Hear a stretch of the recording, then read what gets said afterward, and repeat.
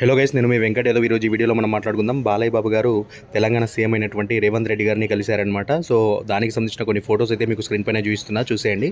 And నాకు ఒకటే అనిపిస్తూ ఉంది. సో సీఎంని గెలిచిన కాబోయే సీఎం అంటూ ఒక చిన్న dialogue గుర్తొచ్చిందనమాట. So anyway, Balayya Babu గారిని కూడా ఏదో ఒక రోజుగా సీఎంగా చూడాలనేది నా కోరిక. That's all for today. Bye guys.